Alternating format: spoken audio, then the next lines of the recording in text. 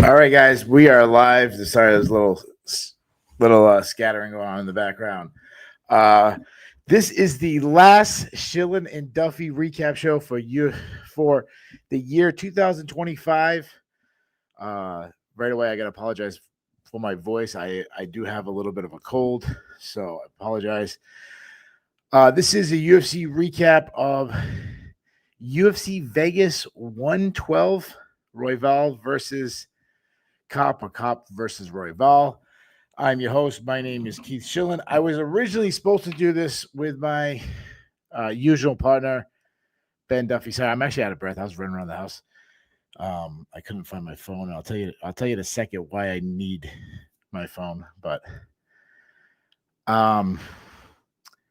so Ben, unfortunately, last minute pulled out. He fell under the weather. So joining me is the guy who's doing his very best to fill in on extremely short notice. He is, of course, the great Dane Fox. Dane, how you doing, my man? Doing well. I apologize. Like you said, it was short notice, so I wasn't taking the type of notes I usually do when I'm preparing to be on the show. I was talking about things that turned my crap green when I was a kid, like Fruity Pebbles with my buddy while we were watching the fight. So that was the type of notes I was taking before I got the notice for this. My apologies, people. So before we get started, I want to do something a little different. I want to talk about a pretty serious situation real quick. The reason why I needed my phone, as I said, is unfortunately I was on the couch and it dropped in between the seat covers. So as some of you guys may know, some of you might not know, I'm a police officer. I live in the state of Rhode Island. Rhode Island is the smallest state in America. Because of that, you get a lot, like if you're from Rhode Island and someone else from Rhode Island, like, do you know this guy? Do you know this person? Which usually you don't, but it is normal for you to go anywhere and see somebody you know. You go to the mall, you go like today, I went to a wrestling. I mean, wrestling tournament is different because I know everybody, but my son also had a soccer game. And besides the guys on his team and parents, I saw a high school friend of mine. So it's a very close-knit community. And I say that, and I'm trying to follow up something that Jose Youngs from MMA Fighting said, as he's also a native Rhode Islander. And he said that if something happens in Rhode Island, it affects the entire state. Well, today at about 4 in the afternoon, so somewhere between 2 and 4 in the afternoon, a crazed lunatic piece of shit walked on to Brown University, which is right in Providence, and we had an active shooter. There's many people, or several people have already been pronounced deceased. There's many other people in hospitals. It's an extremely bad situation. I was at a wrestling tournament, very loud. My phone was in my pocket. My phone was blowing up. I wasn't paying attention. And the reason why I say this is Providence touches my city. We border them. I know a lot of Brown University police officers. They have their own campus police, but also I know a lot of Providence cops. My own department, several of our police officers responded. Several of them are still out there assisting, besides state police, East Providence, other surrounding communities. And we have our SWAT team still out there. The suspect, as the last update, and I'm getting updates in my own private detectives chat next to me. The reason I'm saying I'm checking my phone, and there's a lot of chiefs in the, what do they call it, chefs in the kitchen and all that. We're helping out. For some reason, if they say they need help, I'm leaving. Right away. So I'm not going to get too political with this. It's a terrible tragedy, but it's very close to me because, like I said, Providence, this area of Brown University, I've been to many times. I know the exact building they're talking about. I know the exact street. I've been there. It's very close to where I go for Superior Court on a very regular basis. It is I have the lieutenant in that area is one of my best friends. I actually coach his son in wrestling. I know his wife. I know, obviously, I know his whole family. He's down there working right now. God knows how long. God knows what he's seeing. I know the basketball coach. I know the wrestling coach. I have kids I've coached in wrestling on the wrestling team. I had a friend whose kid goes there, who's also a wrestler, that it wasn't until about 10 o'clock at night was I able to find out that his kid was okay. So it was about an 8-hour window without knowing if his kid was okay. So I know I'm going on and on about this, but you can kind of understand. Brown, I was in when I actually became a police officer with the city I'm with now, I was in the process with both Brown and Providence. So I was very close to being a cop with either one of those, the campus police or the state capitol in Providence. Anyways, I'm not going to get political. I'm not going to say this is what we need to do, and I'm not going to do that. But I'm hurting. I'm not going to lie. I'm hurting. This is hurt. Like, this is my city. This is my state, or I should say, and this is a city I love right next door. I love Brown University. I love my friends who are down there, who's working hard. They're still in very dangerous situation because the guy hasn't not been caught yet, or guy or girl. So my mind, I got to be honest, my mind is kind of elsewhere. So I'm not going to say, again, I'm not going to make a political statement. I don't know why this person did it. I don't know if it was a religious thing. I don't know if it was a political thing. I don't know if it was a what thing. But like Juan Cruz just said, there's just despicable people in this world. And I know you were affected with what happened in Utah. So I know you can kind of relate. So anyways, thoughts and prayers to the city of Providence, to the people of Brown University, to all my friends who are out there, some that are closer to me than family members. So again, if they need me, I'll be there. So anyways, one other thing I just want to address while we're being serious.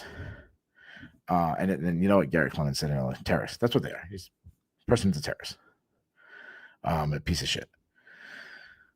So the ESPN today, they're part of their thing is the V Foundation Week, where they raise money for cancer. So I always think that's one thing I actually will miss with the ESPN is I enjoy watching those. I think everybody's been affected by cancer, so I think it'd be pretty bad of us if we ignore that.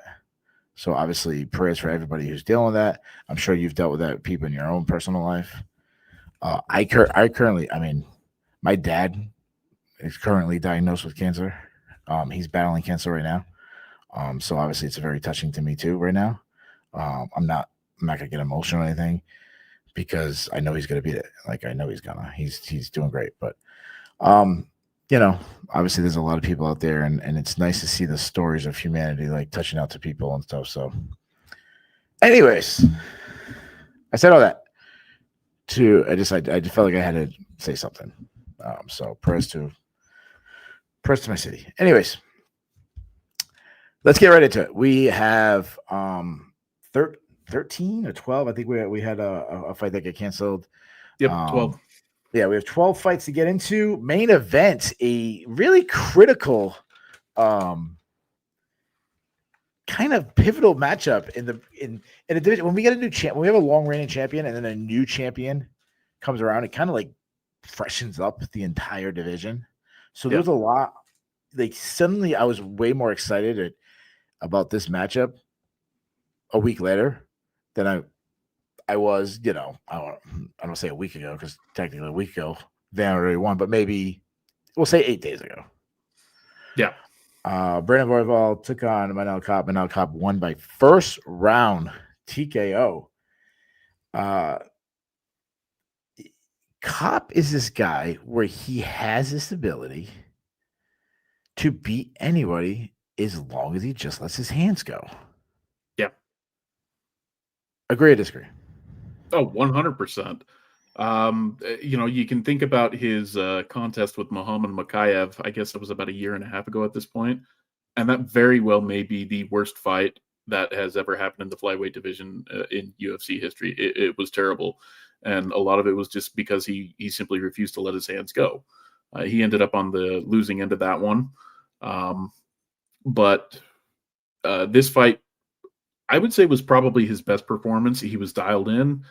He was focused. He knew what he wanted to do, and he did it. He said, they were talking about his strategy that he discussed with the commentators before the fight, how he wanted to be right up in Royval's face, pressuring him, keeping his jab in his face and whatnot. And he did a good job of that. Royval rarely was in the center of the cage. It was almost always Kape.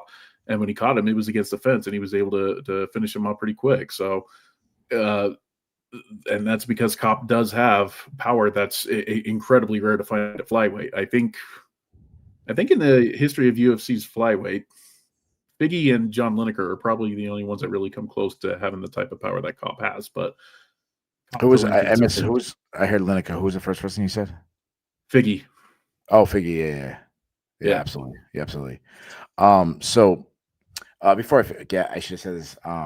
Throw your questions you want for Know Your Host. I did not pick one. I did not pick a question. So the best question for Know Your Host is the one I'll do tonight. So we'll be going on the fly.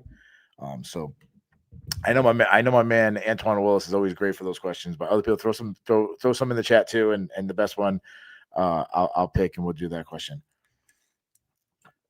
Yeah. So the thing about Kape, and I know what I'm saying, like, oh, he's got to let his hands go, and I know there's some, when I do that analysis, there's a little bit of laziness in there, like, oh yeah, just throw your hands in. And I understand that his style, the big looping power punches, it's hard to really, like, you can't fight his style at a Joss Van pace. It can't happen because your gas out. They're just simply. But can he go a little bit more? Can he? Can he not give away rounds? I feel like he limits his chance of winning because he gives himself such a short time. I get 3-4 times to win a fight instead of, and again, he's not going to be a Josh Van where he can win a fight 100 times. Give himself 100 opportunities. But when he lets his hands go, he's good. I said it before, and you're an old school guy like me. He reminds me of a prime Takanori Gomi, where it's sit back, and then suddenly it's a big looping shot. He connects. He puts your lights out. Yep. I expect the outcome is what I expected. I did pick Kape, and I think I might have picked first round. I might have been second. I'm not sure what round I picked, but I did pick Kape by knockout. It wasn't exactly, but I almost feel better about how it went. I expected Royval to kind of force Kape to open up by just having that Royval in your face, teep kicking and jabbing and high output and just working. And then because of that, Kape has to raise his volume and then he connects. Yeah. But the stalking, forcing a guy in the back foot, have him trapped against the cage where they can't move. That's one that I liked. I actually think in the long run, that doesn't depend on the opponent. The way I picked it depended on your opponent, where the guy has to press it at you. He can do this really against anybody. I agree. Kind of be a bully, trap him, and then land a big shot. Yeah, no, he's got excellent reflexes. So say it's an opponent coming at him, Kape can counter pretty reasonably well. Even with a takedown, I could see him pulling some sort of a. You remember that knockout where Edson Barboza caught Beneil Dariush with the knee, and I could have sworn Dariush was dead. Yeah. I could totally see Kape doing something like that if they're going to shoot in on him. It's just, he's got to be willing to put the pressure on. And like I said, I think this was probably his best performance that he's had in the UFC. Yeah, it's fun because you can see him measuring, and I'm a big guy into measuring, especially power punches. And you can see the way he's working. He's measuring them. He finds it, and then he just like lunges forwards. He connects. Now, of course, that style, it leaves him open to a guy like Pantoja dropping him. We saw this when they fought, dropping underneath something, taking him down. Yep. Van just jabbing, moving, L-stepping, not letting him cutting angles.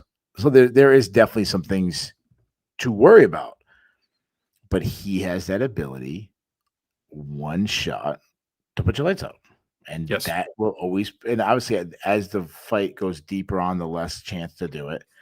But at flyweight right now, you mentioned John Lineker, and that was a long time ago before he was when he was a flyweight, very long time ago. And Figgy now, who's been a couple years, he's the guy. He's the only guy with the magical like trump card that he can pull out anytime in that division.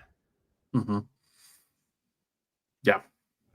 No, and he's got the benefit of the UFC seeing star potential in him.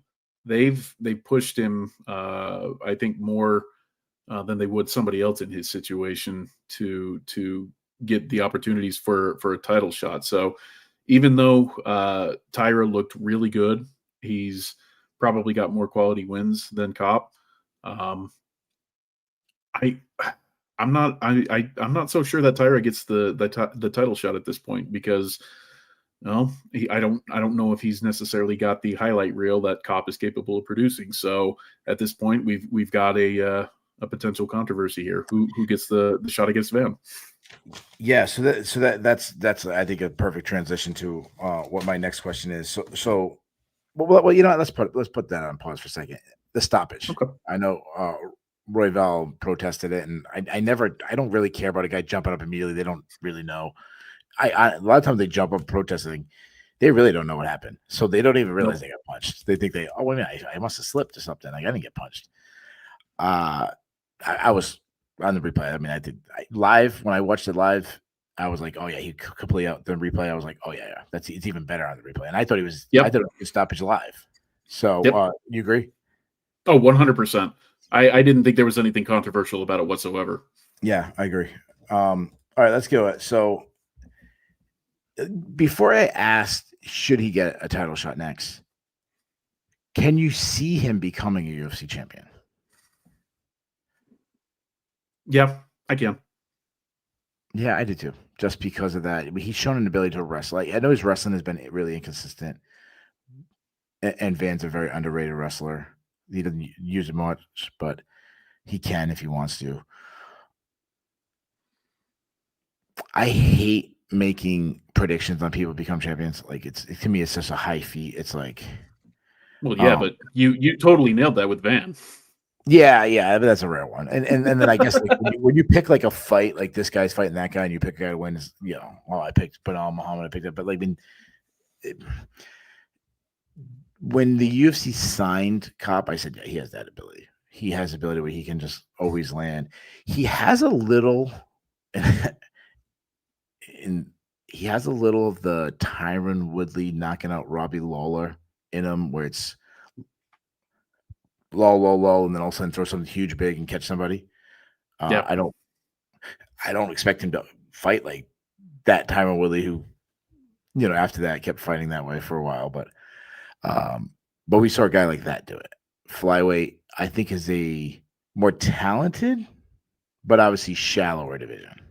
Yes. You know, the talent level on the top is insane, but it's like there's not many guys walking, you know, grown men walking around at 125 pounds.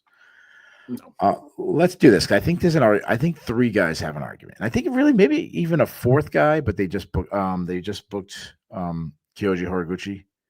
Yeah, they did. Against, was it Amir Albazi? So we'll leave Horiguchi out of this, even though I do think he had a strong argument. I agree. So the three guys is obviously Kape, we saw fight tonight. Tatsuro Taira, who just beat Brandon Moreno in an incredible victory a week ago. So another impressive. And I don't want to leave out Alexandre Pantoja. Long reigning champion, the way it happened. Now, again, I don't know how long he's going to be out for. So let's, we're not doctors. For argument's sake, say it's your normal return time. So again, Dana kind of touched on it. He's not a doctor either, but I think it's safe to say he might be not like, especially Van, who loves to fight. I mean, Van might want to fight next week. You know, like, oh, there's no card. Let's make a card. I'll defend my title. Oh, you don't have anybody to defend it? I'll defend my title. That's like Van. But just for argument's sake, we'll say April. and say Pantoja can come back. Okay. Give me your order. You're picking up the call. You're picking up the phone. You're calling this guy. Then he says, I can't because of whatever. I'm calling this guy. I can't call. Then I'm calling this guy. Okay. That's a very loaded question because, Sure. I would guess it's going to be longer than that for Pantoja. But given your scenario, I would say, my personal preference, yes, he is number one because he was a long reigning champion. And that's not the way that you want to see a long reigning champion lose their belt. So Pantoja would be my number one. Number two, I would go with Tyra. I feel like his quality of wins has been higher than Kape. And I know that the UFC doesn't necessarily see him as marketable, but I think that he's starting to come out of his shell a little bit more, and he might be able to open up some doors over in Japan and whatnot. Because the UFC hasn't had a Japanese star, and I think that he could do that. And then a third would be Kape. But at the same time, like you said, all three of them have realistic cases. So me listing Kape at number 3, if he ends up being the one getting the title shot, that's not me saying, oh, this is a load of crap. This is me just saying, oh wow, this is razor thin. Yeah, so I'm sitting there thinking about this, and I really didn't have an answer prepared, and I'm trying to go through the guy's argument and the marketability and all this, and I'm sitting there and I'm like, this is actually, and it's been a long time we can say that at flyweight. I mean, maybe when Cejudo gave up the belt is probably the first time in a very long time where I can say there's a lot of good options. I mean, really, if you throw in Horiguchi, especially if he wins, it'll be a fourth guy. Or honestly, or Albazi, if he wins, would have an argument after that. Moreno's looking for a quick turnaround too. He's fighting in a couple of months, so I mean, if he gets a win, the UFC loves him. He could be right back in the mix. Yeah, they do. So I'm sitting there and I'm like, I don't think there's a bad answer at any order you want to give. I think all three guys have a strong argument. I think Kape's knockout was good, and then how he was on the mic was good. Mm-hmm. I thought he was good. There's some weird thing about diapers or some shit. I didn't understand that. There was some I think there was some language barrier thing going on, but I love Pantoja. Pantoja's my guy. I think I've been higher on Pantoja than most people. I love his story. I love his style. I love everything about the guy. He's so strategic and I hate to see him lose the title the way he did. But I'm probably putting him last because I feel like you have, and I know I'm cheating now after I said let's ignore an injury. Let's say he's completely healthy. I'm cheating if I'm the UFC. I'm like, you just got hurt. Give yourself some time. You go get a shot. Let's just give yourself some time to heal. I want you at 100%. I'm putting him last. Tyra versus Kape. It's tough. That Japanese market is something they've really. I mean, the Japanese market has not been relevant since Pride left. To a huge scale. Obviously, I know there's other organizations came after and did their thing, but I mean, we haven't had a true star. I mean, what was the last Japanese star? Gomi? I mean, was Shin Aoki a star? Yeah, I'm an Aoki guy. You know I'm an Aoki guy. But is he a star? I guess I would have to say no. Especially given that he had the personality. He should have been. I agree. I agree, but he also had the unfortunate luck of really starting to become big after Pride was gone. Yeah, and he never crossed over. He never crossed over to the States. So wrong place, wrong time. Yeah, no. So I mean, and Gomi was big in Pride, but even that had a limited reach in the U.S. Yeah, and I don't think if Tyra wins the title, he becomes he doesn't top 5 draw in the UFC. No. I don't think that, but he becomes the biggest star in Japanese MMA in at least 15 years. Maybe. Actually, when I'm talking about Pride, it's closer to 20 years now, right? Right. Well, was Sakuraba bigger than Gomi? I mean, I don't know. It's possible. Yeah, I think he was. That's a good call. When like during the whole, Gracie hunting thing. Yeah. The million shots against Vanderlei and but still, like, how long ago was that? I mean, that was like, even longer. God, early 2000s, 2003, 23, 24 years, something like that. Yeah, it's been a long time. Yeah, really long time. So I'm gonna do that. I'm gonna give Tyra the shot because the market. He beat. Say what you want about Royval, and I know Royval just recently beat Moreno, but still, like, he beat a defending champion. Not defending, a former champion. Excuse me, a more marketable guy. I mean, there isn't a fight night where a fight card where Moreno's not getting the biggest chair. People love Moreno. Mm-hmm. Add in the fact that it was on the pay-per-view, which always kind of makes seems just. I know it's third from the top. It always makes it seem bigger, even than like the main event on fight night. So that's what I'm doing. So I'm going Tyra, Kape, and Pantoja. But I'm okay with any order they do. Oh yeah, but given that I really, even if Pantoja does get cleared, I'm with you in the sense that if I'm the UFC, no, do not come back this quick from an injury like that. Take your time, make sure that everything's in the proper working order. And especially, you already said Van is the type of person to fight a lot.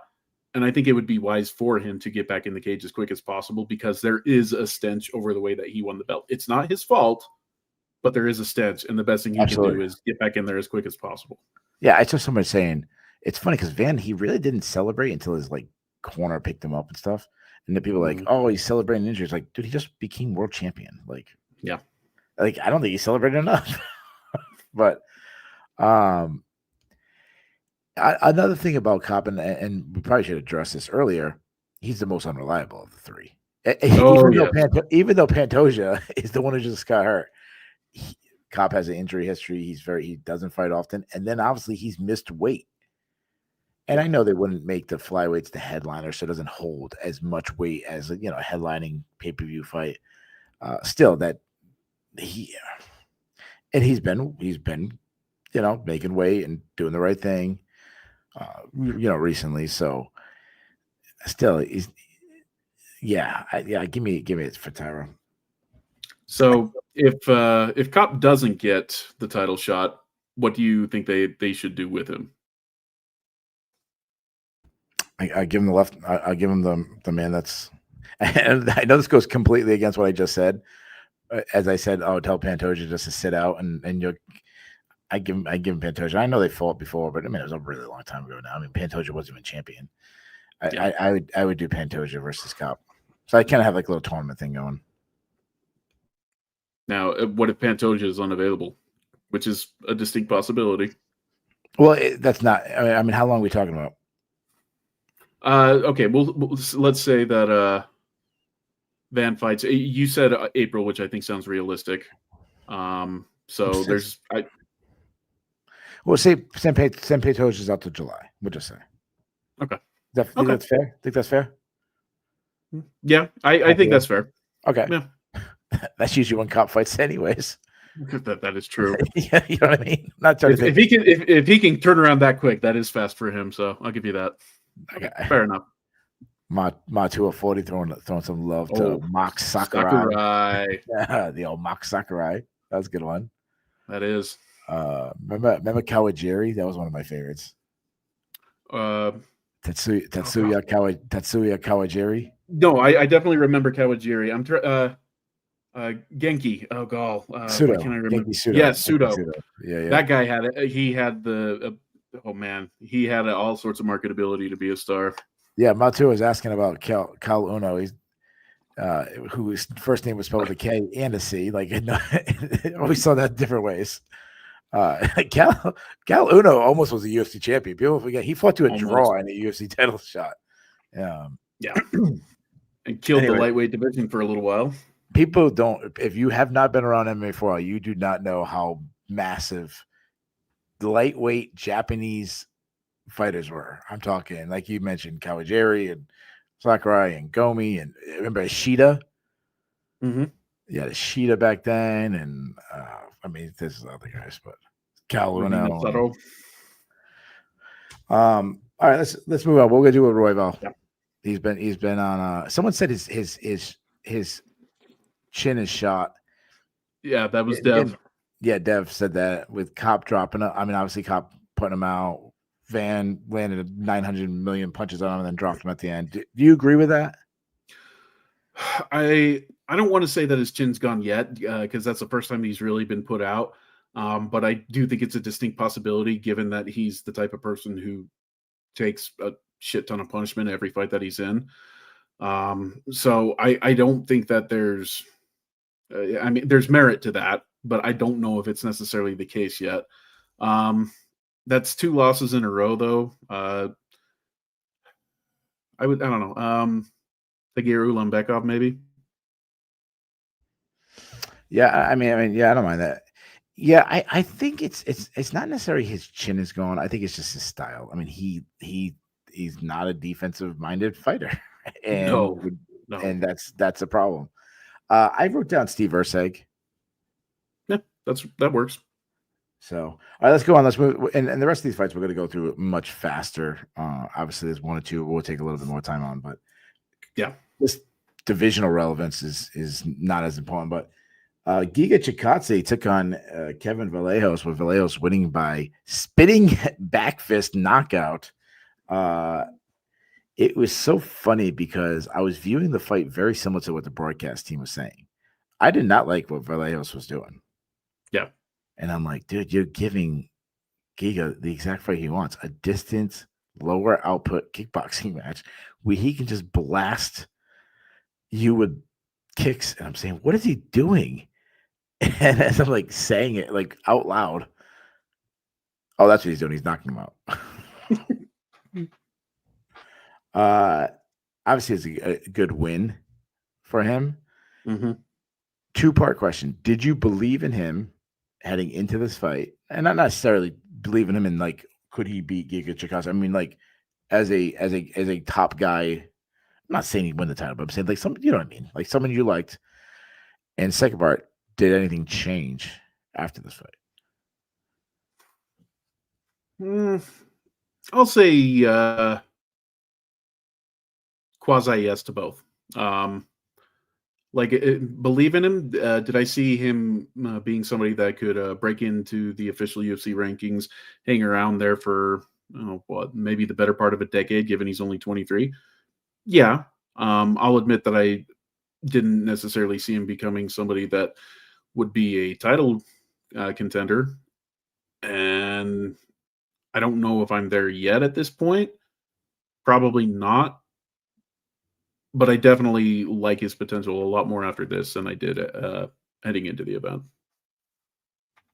I do got to address something. Kyle Law, he brought up Sexyama as decently popular. He was extreme. That's actually a good one, man. He was extreme. Not necessarily in America. He had some little more popular. He had like a little cult following in America, but he was as big of a star in Japan as anybody. Like he was the for Japanese people because of the Hollywood take and all that. He was the A side of his feud with Sakuraba and then eventually Shinya Aoki and all that. He was the A side. So yeah.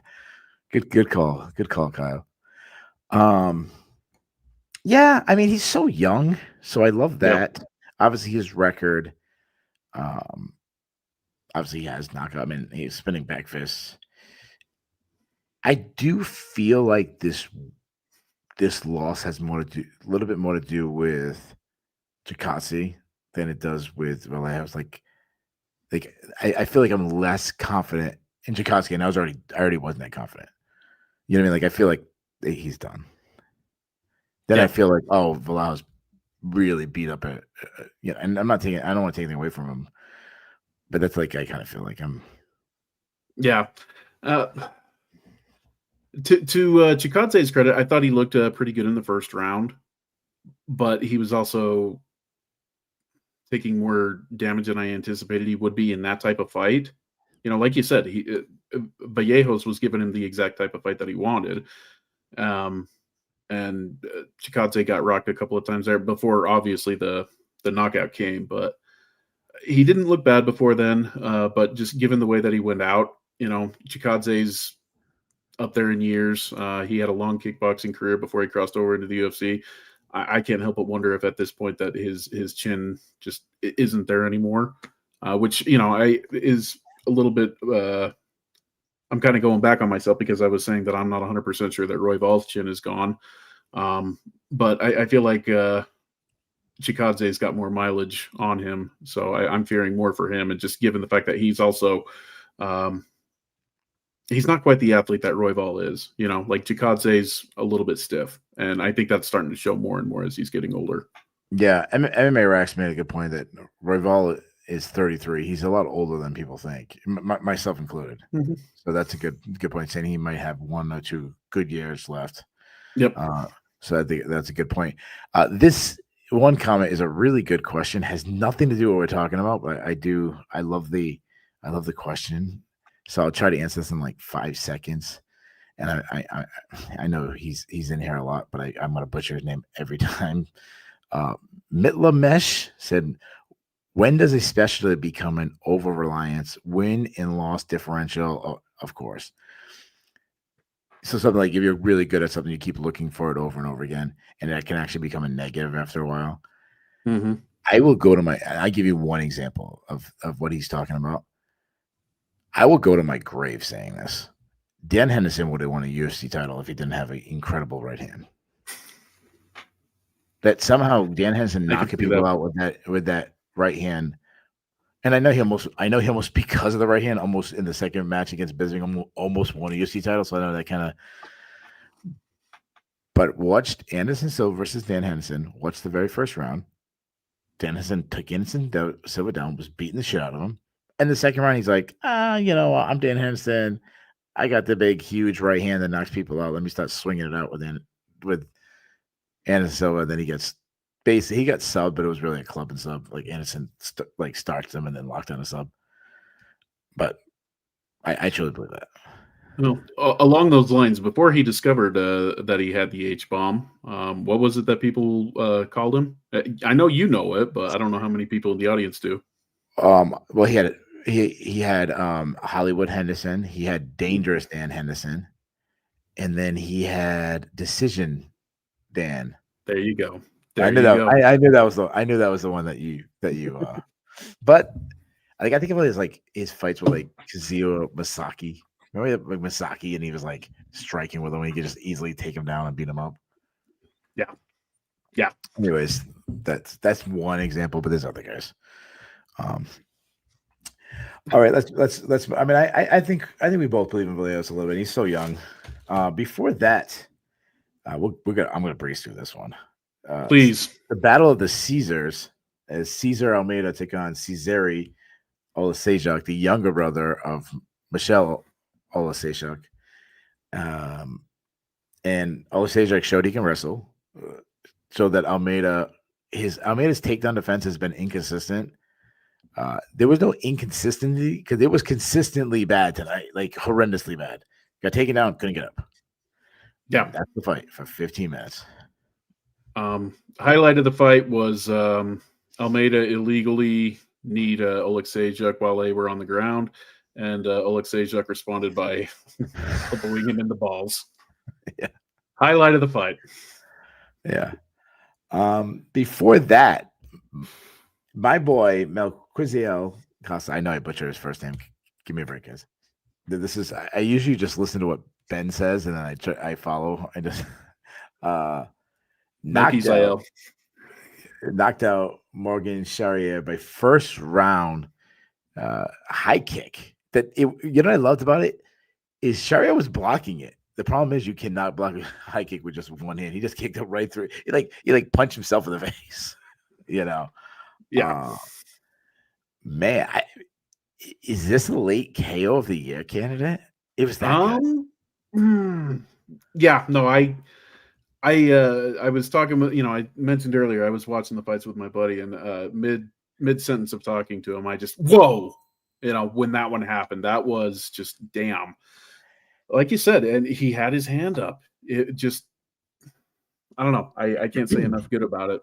It's funny because Costa's my kind of like I've been a backer. I've been on his train before a lot of people, and I'm watching him and I'm like, man, and it was like wow, a minute into the fight, but he has this like, and he was always had a big kicking game, but he's a guy that like his kicks open up his hands instead of the other way around. A lot of people like they like a lot of people punch first and they finish with kicks. He's the guy who kicks and then finishes with hands, which is actually pretty cool. But I'm watching it and I'm watching this distant, slower pace, technical kickboxing match, and I'm like, oh no, dude, this is the exact fight Sharia wants. Until it wasn't. you know, I'm like Casa, he needs train wrecks. He like even the scrambles. He needs scrambles. He needs things just to happen. And to sit back, Leon Edwards style kickboxing match. I'm like, that's not a good idea. And then he was like, oh yeah, you forgot when Leon Edwards head kick Kamaru Usman in the face, and here it is. Yep. This guy's won 5 in a row. I believe in him. Yeah, I'm not saying he's going to win the title, especially not in that division, but no, I think there's a lot of ranked guys he could beat. Is that a ridiculous statement? No.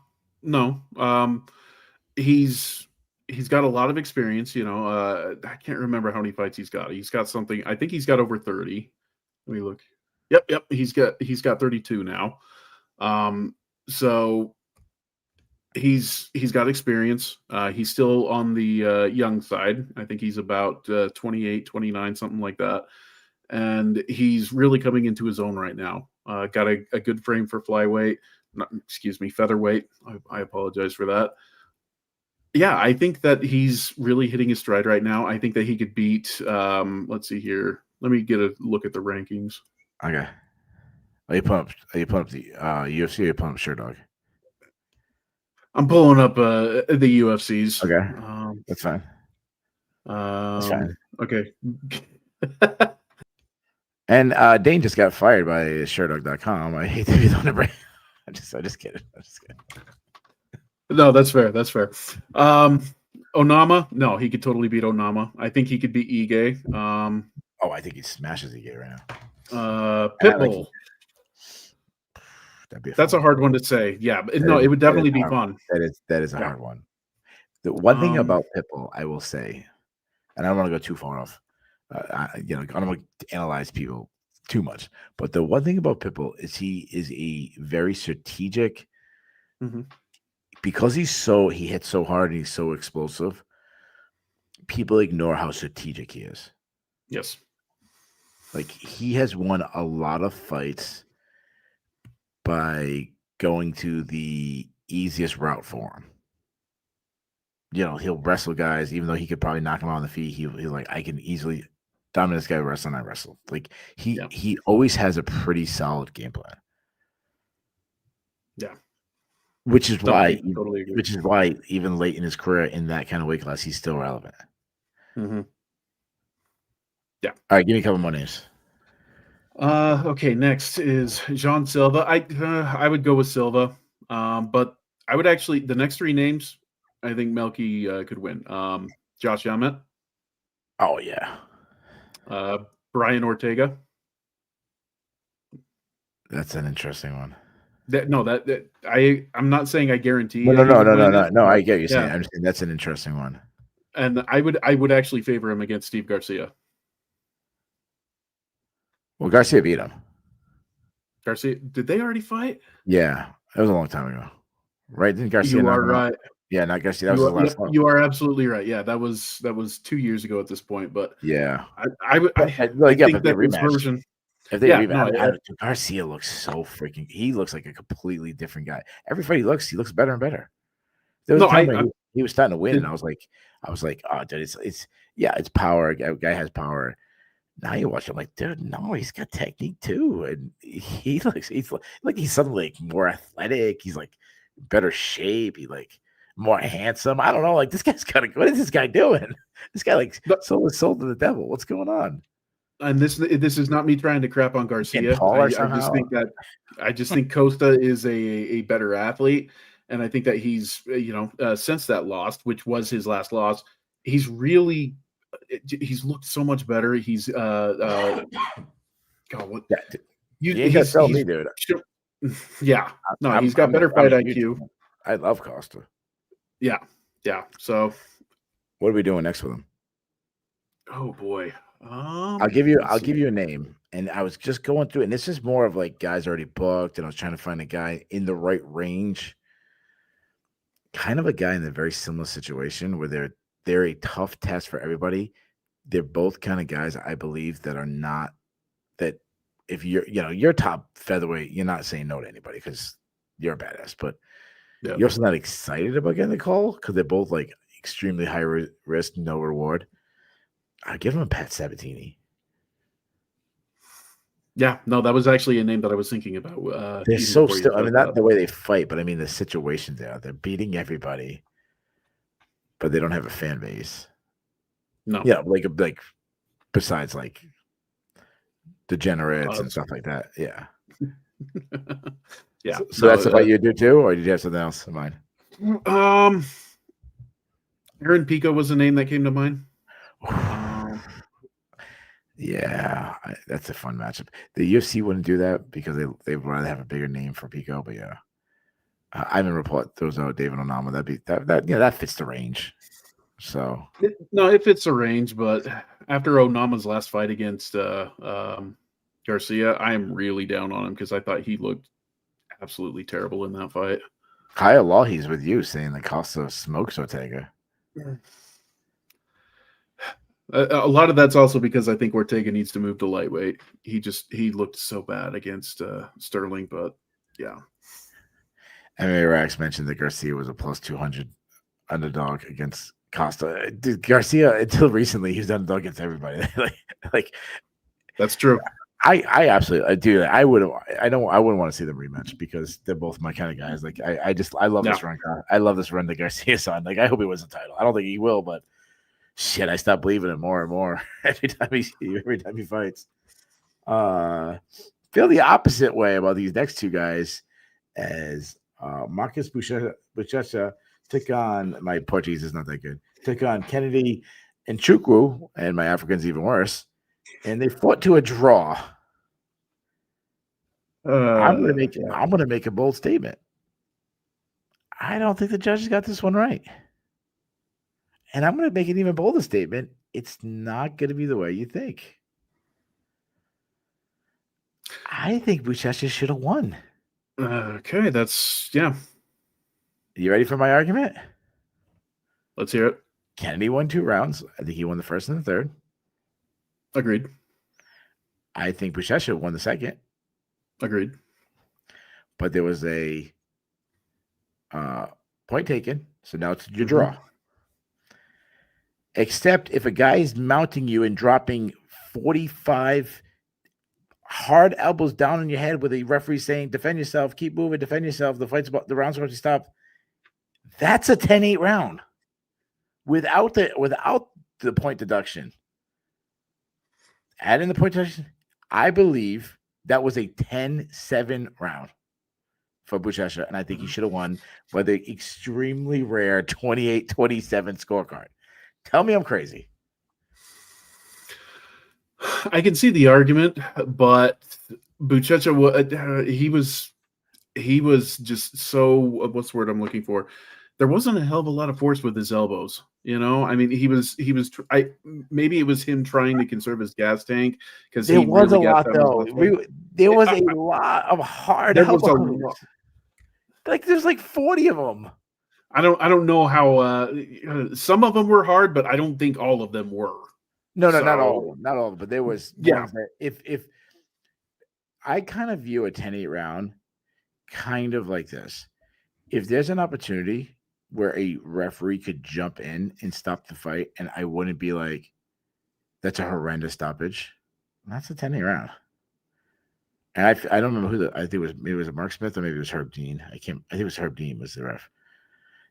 If Herb Dean jumped in when he's on top and he's dropping all these out, there was one point where he was posting one hand down and elbowing. That's when it was. When he was standing up and coming straight down, there were some big shots.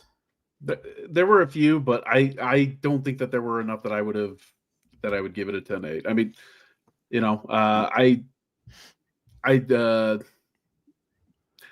I respect your opinion on this far more than I do most other people's, so I'm not gonna call bullshit on it. I'm gonna respect your thought on it, but I'm gonna disagree with you. Nobody's backed me yet. But we got guys staying up to 2:00 in the morning to talk about this guy. So let's not talk about the intelligence of these guys. Like, you know what I mean? You know what I mean? That said, Buchecha has no. So this is another thing I was saying back into my 10-8 round. Buchecha at one point, there may have been about 30, 40, 35 seconds left in the second round. He started looking for an armbar, and I'm like, dude, you should have just kept elbowing. You were very close to getting a stoppage. Just keep elbowing. Agreed. I thought that was a big mistake. If you just kept, and I understand you're a jiu-jitsu guy, you have a chance to get an armbar, you're always going to take it. Like, I get it. Yeah, you've been doing jiu-jitsu since you could walk. Fine. But dude, I think if he just kept elbowing, he would. I really believe that Herb Dean was very close to stopping that fight. I think it was Herb Dean. I could have been him and Mark Smith. I can't. I'm now he sounds really bad. I can't figure out which black guy was the referee, but I'm pretty sure it was Herb Dean. They both had. Mark Smith had a tough night, but no, last week. No, it was definitely Herb Dean because Kenny and Shuko grabbed the cage twice. And he didn't call it. Mm-hmm. And Herb Dean did. He was the one who took the point. So yeah, it was Herb Dean. Yep. Yes, it was. That said, I'm arguing that he should have won. But I think if I want to point out that the people who hate on me when I go on my big rant about being anti BJJ and that it's not that important. That it doesn't work. In 2000, obviously I'm playing some hyperbole by saying it doesn't work at all, but this ain't the one that bring to me. This is the one that I can use. This is like, oh yeah, he's the best guy in the world, and he couldn't submit Kennedy and freaking Njoku, who got submitted by Walter Walker in like 30 seconds. Yeah. I remember I did the preview show with Ben for Buchecha's first fight, and I'm like, the last big heavyweight grappling phenom that I can think of that came into the UFC was Royce Gracie, and that ended up being a disaster. And I'm like, there's no way in hell Buchecha is going to. Who'd you say? Which Gracie? Royce. Oh. I thought you said Royce Gracie. I was like, no. I was like, dude, you're guy. Not a big guy. Not a big guy there. I was gonna say there's some pretty good jiu-jitsu guys since then, my man. But yeah. But he was like almost strictly grappling coming into the UFC. Very minimal MMA experience, and Buchecha had more experience than Royce. But regardless, he's coming closer to Royce than I ever thought possible. He did not look good here. Nzechukwu looked worse. The only positive thing I can really say with Nzechukwu is that he was able to avoid being submitted by Buchecha, but he really didn't do a hell of a lot else besides that. I don't know what it is that Buchecha needs to do, but something needs to change with what he's doing because he is not making a good impression. And like you said, he's not the guy to come at people like you. When you say BJJ doesn't work, and I get what you're saying when you say that. At this point, everybody's got a solid understanding of BJJ to the point. Yeah, so I get that, but yeah, something's got to change. I don't know. Maybe it means working with Frank Mir because he was a big guy who figured out how to make jiu-jitsu work. But yeah, you know what? Like being an extremely high level BJJ guy in 2026. Heading into 2026 is in MMA. It's like buying a fast pass or whatever you call it at a Six Flags on a Tuesday afternoon. During May. Yeah, you get to the front line, but there ain't no lines, dude. You're like, all right. I guess I'll save myself $100 and wait till the next ride. Okay, you know what I mean? There's some difference. That's what it's like. It's about as relevant as that. All right, let's move on. Before that, we had a fight that got thrown together very last minute. Bobby, or I should say King Green, taking on Lance Gibson Jr. Bobby Green winning by split decision. This fight was so short. It was announced on Tuesday, and me and Ben didn't even make picks for it because we didn't do any tape studies. I didn't even know. Wait till Ben said, "This is how Ben does the preview show." Like, but people see the edited, but he'll like we're done talking, and then I don't know, we'll start joking about something, or sometimes we go right the next one. He always goes like this. He always says like, "Tell me before what he's gonna do," and he'll go, "Okay, Bobby Green versus Lance Gibson next," and I'm like, "What?" Like I wasn't. No, like he's like, "Oh yeah, that fight was announced today." I'm like, "Oh," and he's like, "I'm like, all right, let's do it." Okay, Yeah. Did you get it making a pick for this fight? I made the pick that I had in my head was Green. Just I hadn't seen enough from Gibson to think that he's should be in the UFC. But yeah, I've said that before, and people have proven me wrong. So I'm not saying he doesn't deserve the opportunity, but I didn't see anything here either. What do you think of the split decision? I was surprised. I thought Green had 2 rounds in the bag, an argument for 3 rounds. The first round. Yes. So I gave Gibson the second round. I can't remember. You're right. Maybe it was one of the rounds. Maybe it was the second round. But regardless, I think there's a stronger argument for Green winning 3 rounds as opposed to Gibson winning 2. Okay. I might be mixing. It might have been the second round that was close. But I'm sitting there and I'm like, man, like, how was this a split decision? But the thing is like, even that, even if I give Gibson the second round, it was razor thin. It was one of those rounds that could have gone either way. I thought it was pretty quick Green won. I thought that Gibson was just doing bad Manel Kape, where he was limiting his chance of winning because he was just backing up the whole time, which always looks bad. Yes. And I know he didn't want to stay in the pocket with Bobby Green. He kind of wanted to pop shot from the outside, but if you do that, you got to have the more volume. He was backing up. He had half the volume. And Bobby Green is not really known for being a volume striker. Like he's not a low output guy, but he can cruise at times. But in this case, he wasn't. But you gotta I understand. Like, listen, the Vikings are coming, and it's time to escape and get all the women and children on there. Well, you need someone to meet him out there and delay him a little bit. You gotta have some people make some. You gotta throw something back at him. He was coming marching you right down with nothing coming back at him. And then he was throwing it is his corner was telling him to. Yeah.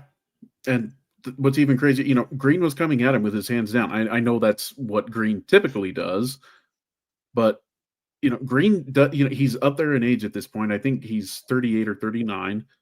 He doesn't have the same speed and reflexes that he used to have. You've got a pretty good shot of putting him out if you just go at him. Yeah, I mean, he took him down at one point and slammed. I mean, it was a pretty hard takedown. Exactly. I mean, his corner I thought was terrible. So, I don't think it was a good showing by Lance Gibson, even though he can say I lost a close split decision, but I disagree with it. So, I'm going to put you on the spot. There's been 3 father-son combinations. Obviously, Lance Gibson Jr. and Lance Gibson Sr. is one of them. Can you name the other 2? I know there's Elijah and Gilbert Smith. Yeah.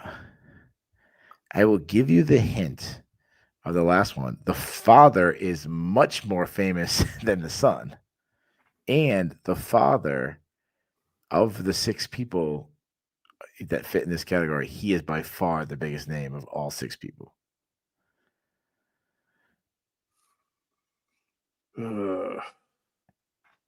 Why is it not coming to me? Yeah, I mean, if you don't know, like it would naturally come off your head if you knew. Probably, but I wasn't even thinking about that coming into here. Go ahead and spoil it for me. Yeah, it'll naturally come off your brain if you're, you know. Oh yes, it didn't come to me, given that that came to be 12 years ago. So Yeah, Randy yes, Couture and Randy and Ryan. Ryan. All right, rank the father son duos of the three. You got the Coutures, you got the Gibsons, and you got the Smiths. Best Coutures are obviously number one. Couture, and yeah. and that's Randy pulling a lot of that way. I totally agree. Yes. Well, no, I was going to say Randy's got more wins by himself than all the others combined. So, yeah. But yeah, and then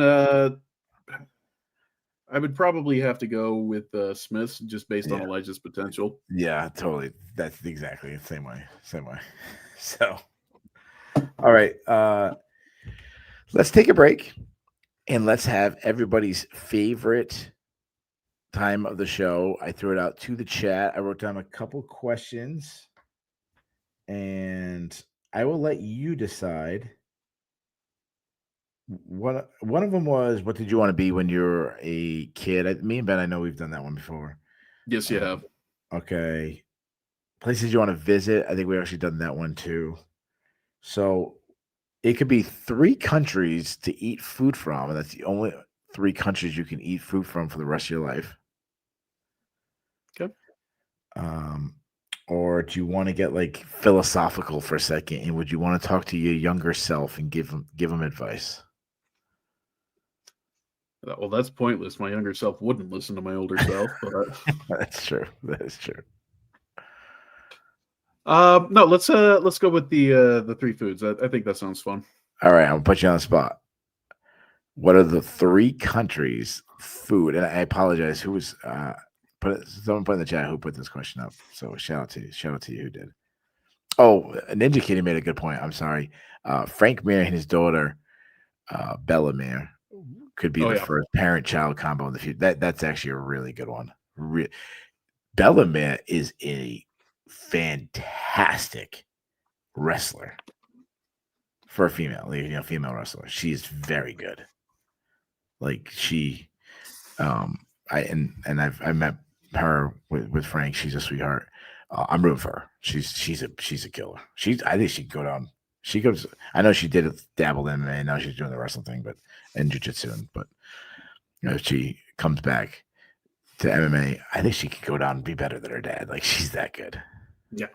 No, I'm actually with you on that one. Dev goes American, Japanese, and Mexican food. Okay. Old Greece, Dynamite goes Greece, Japan, and Mexican.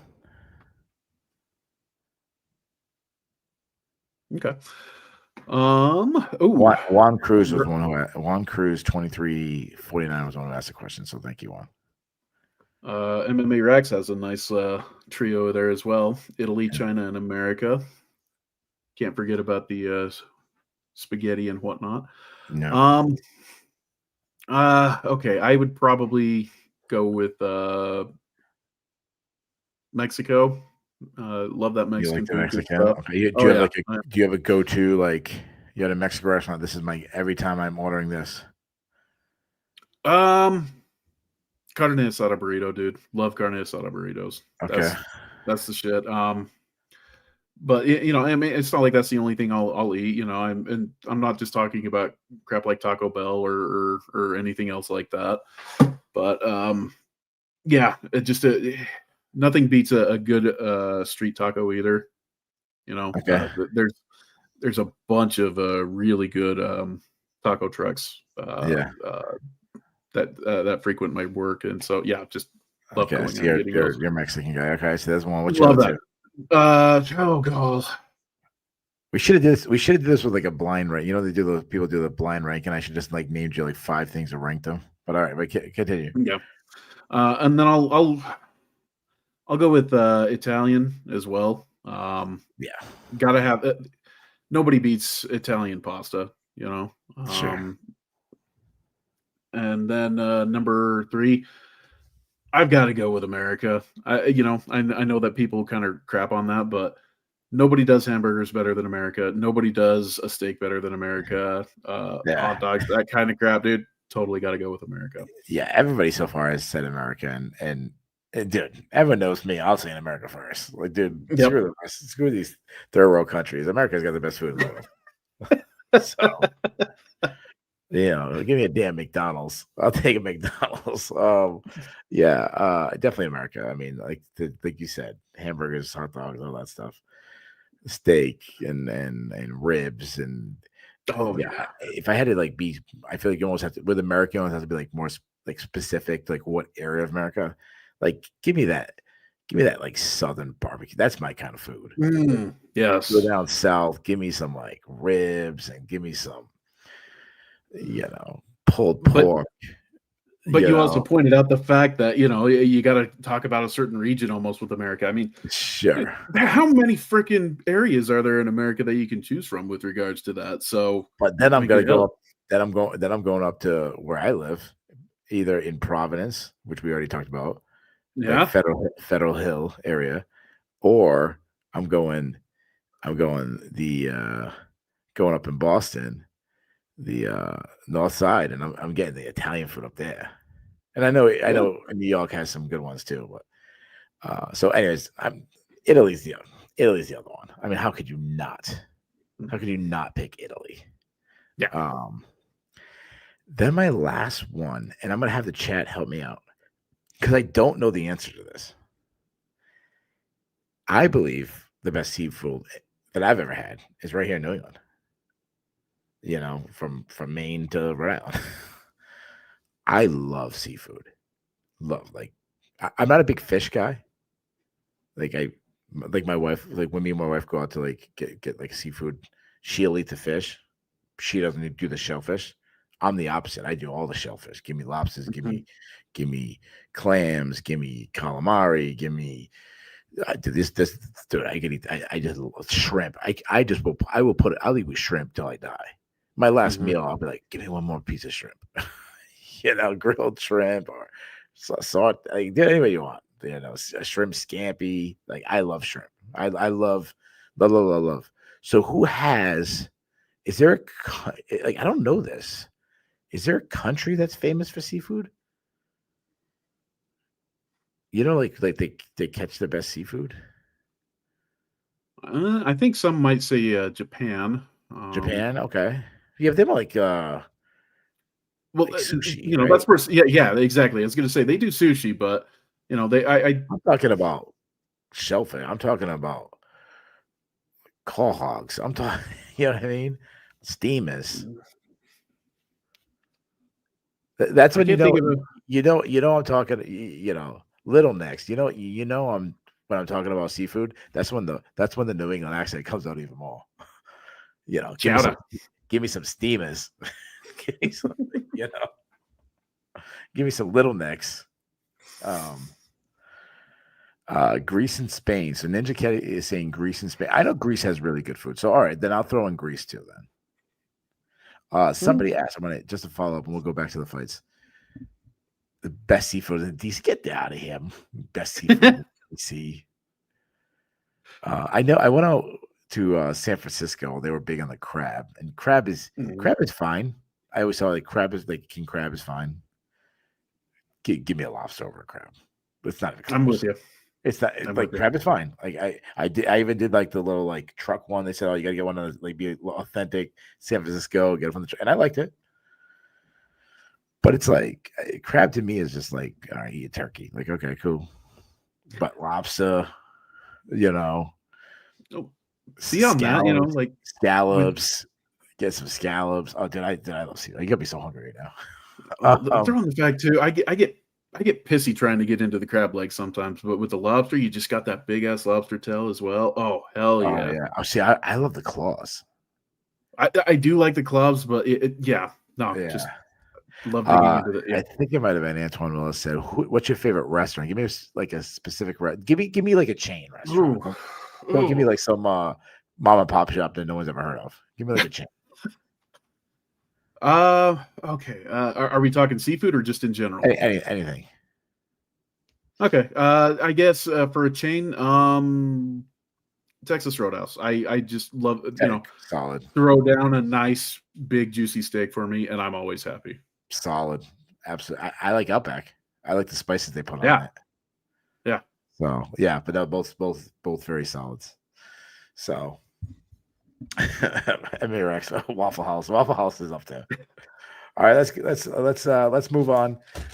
Before that, we had a fight swap order. I don't know why, but Neil Magny took on Yaroslav Amosov. Amosov making his UFC debut, the long reigning, not I should say long reigning, but former Bellator champion. I mean, this guy has had one slip up in his entire career. He's got one of the best records, really, not even just in MMA, but like in the history. Man, his record is incredible. He took down Magny. He submitted him with an incredible anaconda choke, which is kind of his go-to specialty. What I loved about this performance is, sometimes these Bellator guys come in, you're like, well, the division's a little shallow. Is he elite? Beating Neil Magny is not making you elite. However, how he beat Magny makes me think so.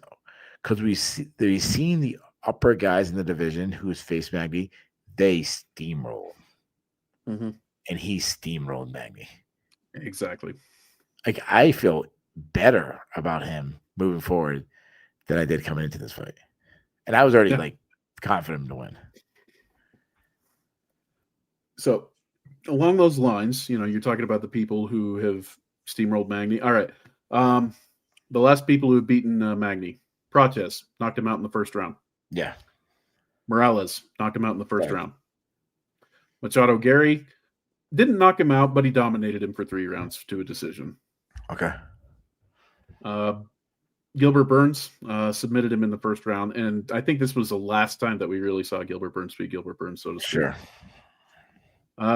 Shavkat guillotined him in the second. Yeah. Chiesa, but that was about 5 years ago at this point. So, Chiesa stands out to me. RDA stands out to me, but that's about around the same 5-6 years ago. But yeah, exactly. Guys, of the guys you just named, and I threw RDA in there because I just remember RDA smoking them. Who's the worst? Michael Chiesa? In the last 5 years, absolutely, I would say so. But yeah, that shows you where Amosov coming in stands. The other thing that I'm still not sold on his striking is a compliment to his wrestling. He ultimately wants to get the foot to the ground, but we've seen what wrestlers can do. I mean, I think like the run that, I know he has a little Bilal Muhammad in him, in the sense of he's not this incredible explosive. You watch him wrestle, you're like, oh my god, his wrestling's off the charts. His striking isn't spectacular, but it's serviceable. But the way he mixes them together, I really like Amosov moving forward. Oh, I'm with you 100%. He's what, 31? Yeah, Matusik. I got to slush puppies at the seafood spot. There's a great seafood place. Anybody in Rhode Island knows the seafood place here. One of the Iggy's. Iggy's is one of the most famous. Like, it's got 2 locations, so I guess it's a chain, but it's a Rhode Island one. But yeah, I have like my go-to. I get my clam cakes and my clam chowder, and then you finish off with some doughboys. Do you ever have doughboy? Yeah, have some good seafood and finish it with a nice doughboy. Get powdered sugar and cinnamon all over your shirt. And I'm a mess with it, but dude, that is. We only go. The line is always out the door, but that's like special occasion. You go there on a special occasion, Iggy's. And I will say this, Matua, if Keith doesn't order hush puppies at the seafood spot, I sure as hell do. Hush puppies kick ass. Yeah. Oh, if they had them there, I would.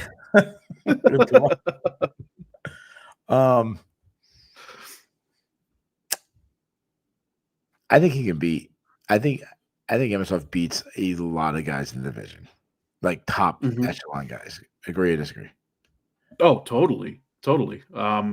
I actually kind of thought that Magny was a little bit of a underwhelming opponent for him to start with. I thought he could have been given somebody a little bit higher up, but at the same time, I think that Amasov wanted to get in there as quick as possible, and who's reliable to do that? Magny. So yeah.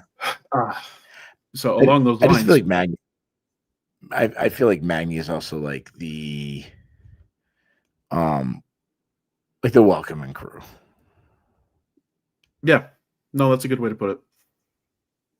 All right, let's start with the top 10. I'm gonna skip to the top. I know what you're doing. Not top.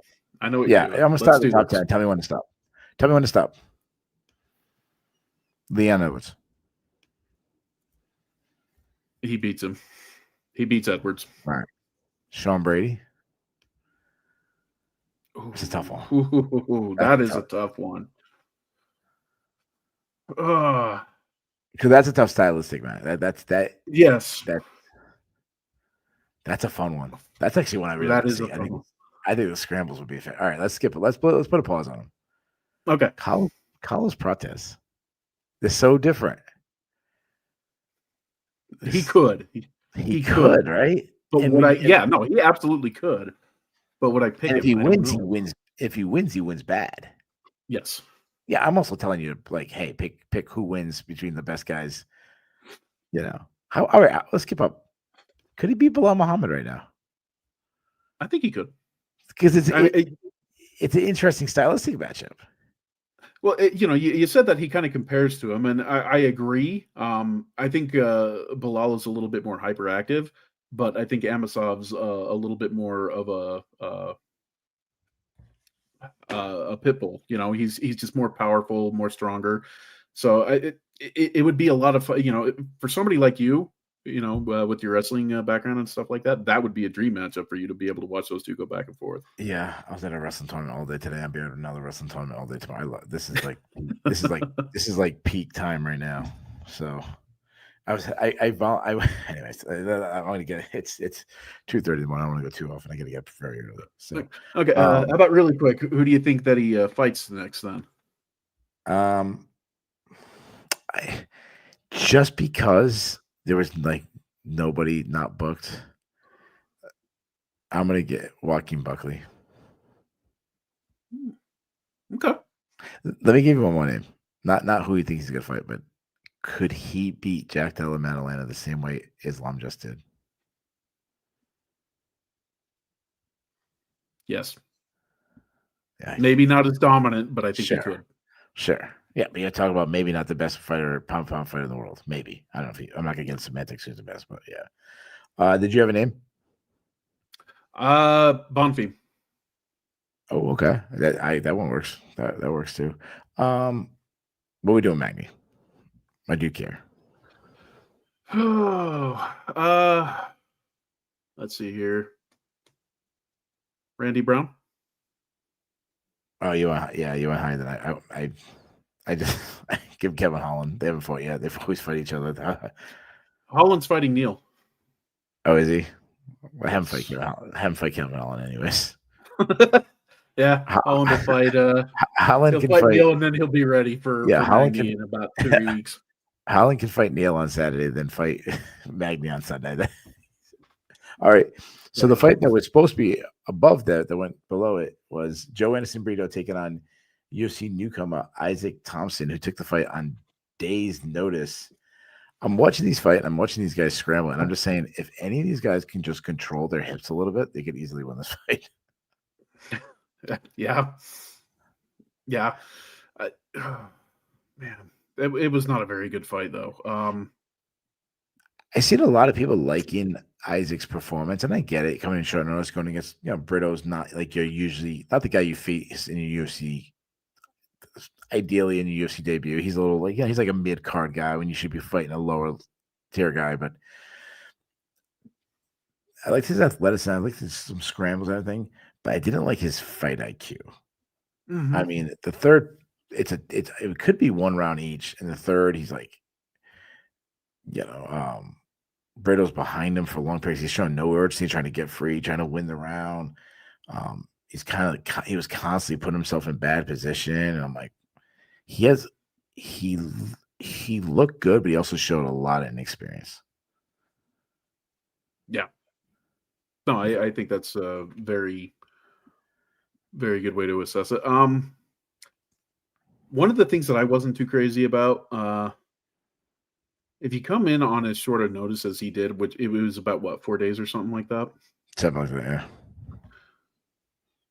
Fighting to win a decision is not a smart way to go because you don't have the full camp. You're probably going to gas as you go down the stretch. And I think that's what happened to him because, like, Brito's not known for his gas tank either. I'm not saying that he gasses bad or anything like that, but he's somebody that I think you can outwork and kind of wear him down the stretch. And Thompson kind of seemed like he thought he would be able to do that early on because he was the broadcast said that he seemed like he was happy to be there and just kind of seeming to be having fun, Sure. which I think that there is some truth to that. But you come in like that, I actually think it's kind of smart to go balls to the wall and try to get the finish in a hurry because that's you don't have the camp behind you to go the distance. And I think he faded down the stretch because he did nothing of significance over the last half of the fight. Yeah. Before that, Sean Sheriff took on Steven Aslan. Aslan winning by second round TKO. Grandma Tits ended up winning. It was for a heavyweight fight. It was pretty fun. It was a lot of fun. Not for, I'd say heavyweight. I don't want to say heavyweight because sometimes like high level, like DC and Stipe is great, but for a low level, like bottom of the barrel UFC heavyweights, this was a hell of an entertaining fight. They were slugging it out. Oh yeah. And, no, great fight. And Sheriff, to his credit, he gassed out bad against one of the Tafa, Junior Tafa. His cardio was much better in this fight. The problem is he still has like 10 other problems. Mm-hmm. But cardio wasn't. I mean, he did gas out a little bit, but that was a very high pace fight for like heavyweights. Like I'm okay with it. Most like 99% of heavyweights are gassing out in that fight, but he still has defensive issues, and athleticism issues, and speed issues. And Ashland, it's tough to assess him because Sheriff is so bad, but there is some things that he does that I think can kind of take him further than we expect. He's got a great jab. He's huge, like he's tall and he's got a good jab. He's much more athletic than he looks like he should be. And his cardio is off the charts. His cardio and output's off the charts. Oh yeah, I would have expected him to have been flagging by about the midway point of the first round, but no, he was still there and throwing deep into the second round and didn't seem like he was tired. For a heavyweight who threw 170 strikes over the course of about 9 minutes, you would have expected him to be out of breath during the post-fight interview, but holy crap, no, he had no problem saying what he wanted to say. Yeah, and he's swinging all that excess skin is going all over the place, and yep. he looked like a toddler who's like playing in like their like mom's clothes. It's like it's too big for him, and it's just swinging around all over the place. That's what his skin looks like. Like, oh, good Lord. Yeah. Hey, you know what, though? Good for him that he got anything. Good for I shouldn't be sitting there. Look at that, me with my big fat guy talking shit. So I just shut up. He knows what he is. He admits that it's not exactly attractive to look at. So and good on him. And I think the fact that he benefits from his dad being deep into MMA, like if people don't know who his dad is was Kevin Asplin, who was probably very close to coming into the UFC at one point as well. I think he got to be like 13 and 1, something like that. I don't know. He could have been in the UFC at one point. It never quite happened. We could have had a fourth name to this. Exactly. Come on, the UFC. Exactly. But yeah, no, I think he benefited from that. He understands the nature of the beast with regards to the sport. And for somebody with only, I think that was his 8th pro fight, Asplin has, he seems like he's very well versed in it, and I think the fact that his dad was in it, I think that's very much showing itself right now. Yeah, and then Alex Perez's son will be the next one in, so he can fight Izzy. Alex Pereira. Oh no, excuse me. I got it mixed up. I thought you were saying Alex Oliveira. I was gonna say Alex Oliveira's sons, because that kid has like 17 kids. No, I just say so Izzy can beat up Alex Pereira's son. Yeah. At this point, it's probably the only guy he can beat up right now. But Luana Santos took on Melissa Croden. Santos winning by unanimous decision. She won basically because she knows how to do a headlock. Yeah. On the Sherdog chat, I was talking about the Montserrat Ruiz and Cheyenne Bays fight. Basically had the same type of vibes where Ruiz was able to beat Bays by just getting her in the headlock scarf throw time and time again. Same thing happened here. Not a fun fight to watch. Melissa Croden, shame on her because I'll tell you my day. So I said that I was at a wrestling tournament most of the day, and it was more like afternoonish from about noontime to right to the start of the UFC. I was there for high school, like supporting the high school team for my son's. Like, I'm one of the coaches of like this private team, but because of that, I was at the gym at 10 o'clock, 10 to 12 for the Saturday youth / middle school practice. And what I taught today, Melissa Croden should have been there. I taught headlock defense. She should have showed up to our class today because I got 8 and 9-year-old kids who know how to defend it. Like, come on, jump the hip. And then if you hit the ground, you do not, dude. Why are you gonna keep trying to do the same thing, like the grabbing and hooking the leg? And well, she first of all, she didn't hook the leg, but the trying to pull them over you it just doesn't work. And then people hook the leg and put you over that works better, but it still doesn't really work. There's only one way to get out when someone has you flat on your back in a headlock, and that is to take your stomach, which is facing up in the air, and you got to flip your hips so it's facing down towards the mat, and then you got to squeeze your other hand, your free hand, in the little hole between the body and your head, and you got to wedge it in there as you pull your head out the other direction. It hurts, but that's the only free, and it sucks, and it takes a while, but that's the only way to get them out. Anyways, but if she was at practice day, she'd know that. Can somebody tag Melissa? I don't care how, just so she can see this video so that she can get these expert advice. Yes, I'll give you first week's free. First week you got free membership for first week. Santos won, but like I don't feel better about it. Like other striking looked even worse. Like I always had her as a bad striker, then she looked even worse. Yeah, no, I'm with you on this one. Like on the feet, Croden looked decent. She was actually winning the each of the rounds over the first 90 seconds or so before she got taken down. Especially like the clinch striking, like elbows inside and stuff like that. Yeah. Luana Santos. I'm sorry, no.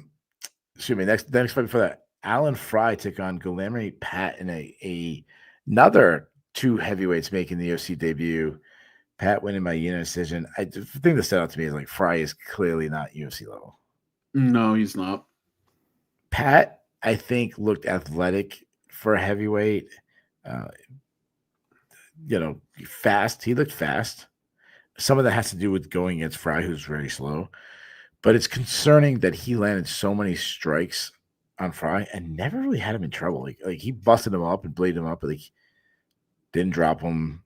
Never had him like where his legs were buckling. That might be the one thing that stopped him from. And again, I'm grading him on one performance against an extremely low level guy. He might not even be close to contention or anything like that, but it's concerning that he couldn't finish that guy. Yeah, I mean, I can see some potential in Pat. I think this was his 6th professional fight. He's got good size. He's got some decent athletic ability, all that fun stuff.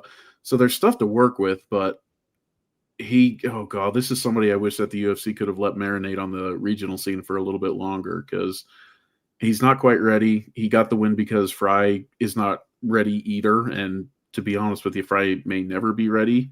I don't know if Alan Fry can beat Don Fry right now. Like, and the question that everybody's been waiting for, Dane. 4-2 in the UFC. Dane Fox putting you on the spot. Do you believe in Jamie Lynn Horth? 4-2 in the UFC. Define believe in her. Well, I know you believe that she exists. Like, she's a real human. Yes, she's more real than Santa Claus. I'm enjoying this little run by her. Oh yeah. To her credit, she looked good. She could not miss with her strikes, and she showed some power. She was hurting Bleda. Well, all of it stemmed from the fact that she showed a very high fight IQ, in the sense that she knew Bleda was going to go for the takedown, because that's what Bleda does. And it's not just that she stopped it. It's not that she was ready for it. She stopped it. Because like in Bleda's first fight, I think people forget, she actually won the first round against Natalia Silva when those two fought against one another. Now, that right there kind of had me thinking, okay, maybe there's something with Bleda, because we know what Silva is now. You know, Silva may very well be fighting for the title after her and Namajunas fight. But Bleda was able to take her down several times. Horth did not let her do that. Horth stopped it and was able to get the finish just seconds after putting an end to the takedown attempt for Bleda. So in that sense, I'm very impressed with Horth. She shows a high fight IQ, and she's got more power than what I would have guessed heading into this fight. Do I think she's going to be a contender? I'm still not sold on that. But do I think that she's going to be somebody that hangs around in the women's flyweight division and probably proves to be one of the more fun females in there? Yeah, I think that's a good way to put it. All right, there you go. We have covered all 12 fights. Let's get to the fun stuff. Let's get it over right away. Let's get to the cut list. The way the cut list works, if both me and Dane agree that this person should be cut from the UFC, we give him permission. Dane, it's the new Year's coming. The holidays are here. People have to buy gifts, and I'm feeling festive. I don't know. I'm feeling charitable. I'm only cutting one person. Okay. I tend to have a rule where if the person loses their debut, I kind of always give them 2 chances. So, I mean, Fry looked terrible. I'm giving him another shot. So the one person I'm cutting, Sean Sheriff, 0-2 of the UFC. He's just not. He's good. He's not going to win many fights. He's not, if any fights in the UFC. That's who I'm getting with. Did you have him on your cut list? I had Sheriff and Fry both on there. I also felt, okay, if you could present me a reasonable case for why both of them could be salvaged, that I'd be willing to listen. With Fry, I'm willing to give you that much, because he at least showed willingness to fight, and at heavyweight that might be enough, because I remember thinking Sergey Spivak looked like a bum in his first UFC fight. So yeah, I'm fine with keeping Fry, but Sheriff, especially given that Michael Bisping said that he was like once upon a time fighting at like 170 or 185, something like that. Yeah, no, that's like oh god, who was the prototype? I can't remember his name, but he used to fight at middleweight, and then he became a rotund heavyweight. Jake Collier. Oh yeah, that's Ben's boy. Ben loves he loves him some Jake Collier. You know what? We all used to be a middleweight to turn into a heavyweight, so he's doing it for all of us. Yeah. All right, so only one guy got cut. Let's move to the Bulls. No, let's go to the awards. I have the awards. Okay. I peeked already. We have a fight of the night and 2 performance bonus. Do you know them? Oh man, I don't know them. I would have done 4 performances. Okay, there's some people not getting money tonight that I was just like, damn, that's kind of messed up. I'm very surprised. So let's hear what you would give for fight of the night. Oh, for fight of the night? Crap. There's one fight of the night. I think it's actually a pretty easy one. The fight of the night should probably go to the heavyweights, Asplund and Sheriff. Do you agree with that? Like, you agree that were you guessing, or are you saying that's what you would give? Well, I'll tell you what I would give. Okay. What I would give would be 4 performances. Asplund gets one. Costa. Okay. Vallejos. Okay. And Kape. Okay. All right. So the fight of the night. If I'm forced to give a fight night, I agree with this, and it's so rare to give heavyweights, especially low level heavyweights. But yes, Jarrett versus Asplund got fight of the night. The 2 performance bonuses were to your main event fighter, Manel Kape, which I'm not surprised he got it, and your co-main event fighter, Kevin Vallejos. If I could only give 2 performance bonuses, that's it, only 2. I'm not giving it to either one of these guys. How does my man Costa not get something with that high kick? He got nothing. I would have. You know why? Because he came down to Hakuna Matata, no worries. So they're like, oh, he won't be mad. In this case, that is not a wonderful phrase. And the other one, I think we expected him to dominate. But if you run right through Neil Magny, hit that slick ass anaconda choke, and I know the knockouts always get more love than submissions, but I'm giving my man Amosov some money. So that's who I would have did. But you know what?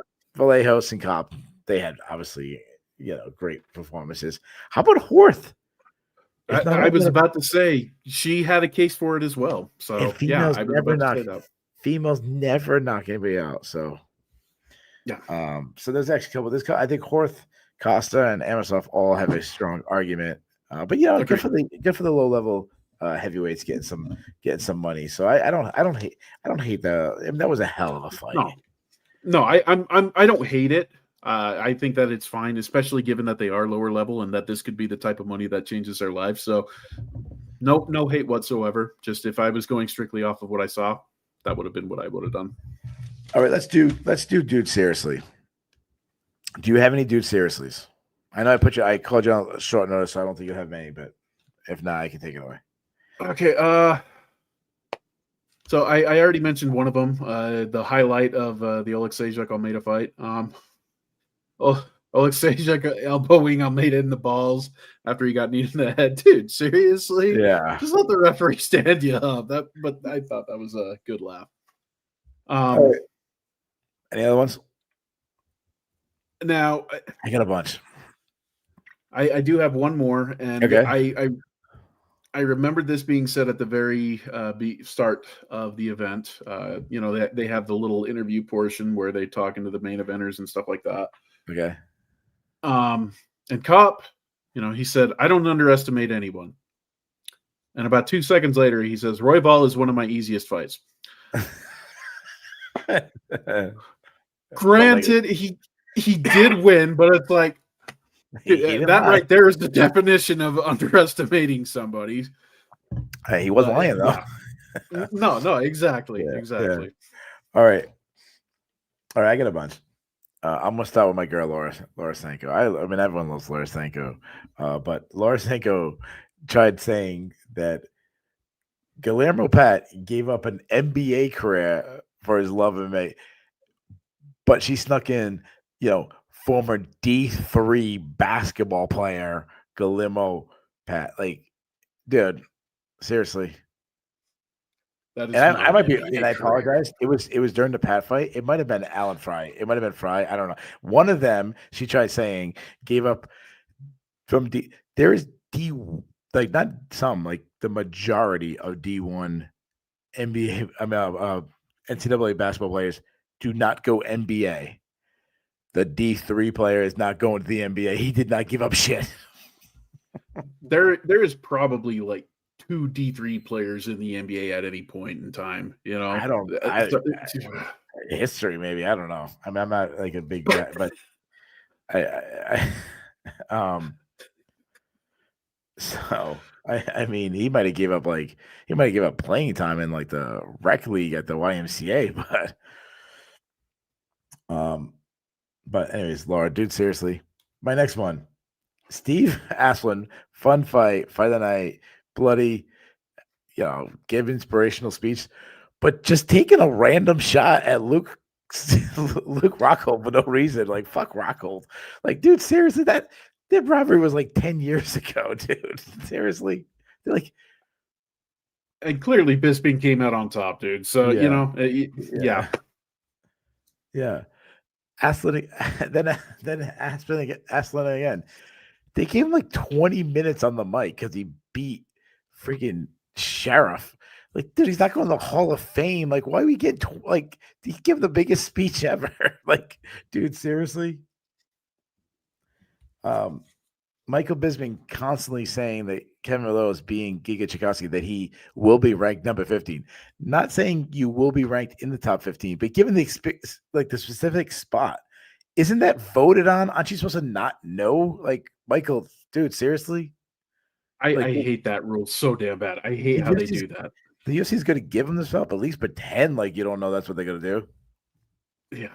So, like, these make-believe media people that no one knows who they are, vote for it. Vallejo's just beating Giga Chikowski, and they're like, yeah, you're going to be ranked top 15. Right. Or you're going to be ranked 15th. Who do you want to call it? Thinking he might call someone in the top 14. Dude calls out Cub Swanson. Like 100-year Cub Swanson. After you just got like this performance of the night bonus knockout. Like, dude, seriously? I guess he's a name, but he's also a largely retired name at this point, I think. And my last one. If you're going to have the fighter walk to the cage, main event, camera right in his face, at least tell him which way to go. Manel Kape walking past the entrance to go into the cage. He kept walking like down a hallway, like going to like the janitor's closet or something. Like, dude, seriously? All right, let's go to the Bulls and the Bears. The Bulls and Bears are stock market average. You want to be on the Bulls list. You do not want to be on the Bears list. We do it 3, 2, 1. Let's be positive. We've been doing a lot of negative. Let's do positive. Let's go Bulls. Are you all right with me going first? I've got a lot. There's a lot. I'll let you go first, and then I'll kind of throw in some after. Yeah. All right. So we only try to do 3, so don't give me 100. But I do want to say this. Antoine Willis asked, how do we come up with the name the Bulls and the Bears? Antoine, you know I love you, my man. You're my man. I say it every single week how we came up with it. I say it the stock market reference. I say it every single week. Come on, my man. Dude, seriously? Bullish? Are you bearish? Yeah. He's like, what's that? Named after our sports teams. My number 3, Bull going up. Kevin Vallejos. Dude, 17-1, 3-0 UFC, beat a former Philly, good name. According to Michael Bisping, he's going to be ranked top 15, so obviously his stock going up. Number 2, he was a big favorite. He was supposed to win, but still, UFC debut, you go against a tough veteran in Neil Magny, got tons of experience, get a submission win. Now 29-1. We gave him the elevator game. How far can he go up? Yaroslav Amosov, only one blemish in his career. His stock's rising up. By my number 1, I mean, I hate picking the main event. I hate doing it. But you got to. Manel Kape's won 7 of his last 8 fights. He's won 3 in a row, all by KO. And he might even have earned himself a title shot. Like, I'm not saying it's going to happen. I still think they got to go with Tyra, but he might get the call. So Manel Kape's stock is going up. What do you got? Okay, so I'll run 3 names really quick. Melky Costa. Holy crap, that KO was fantastic. Yeah. Gives him 5 wins in a row. He very well could be fighting a ranked opponent in one of the Shark Tank divisions. So good on Melky. Got to go with Steven Asplund as well. The UFC really seems to like him because, like you said, they gave him a lot of mic time. I think more than Leon Edwards has ever gotten. He's a champion with a couple of defenses under his belt. But no, guy's got a lot of personality, and he's got more ability in the cage than I ever would have given him as well. And last, I'll say Jamie Lynn Horth. Not just the fact that she won, but like we discussed, she got a violent KO. So that's your girl. I think those are 3 bears. Yeah, that is your girl. 3 bulls. All right, let's go to the Bears list. This is the list you do not want to be on. That means your stock is going down. Dan, I'm gonna let you continue. Take it over. Bears. Okay, both Marcus Buchecha and Kennedy Nzechukwu deserve to be Bears. Just terrible fight. Not the best fight IQ shown by either one of them.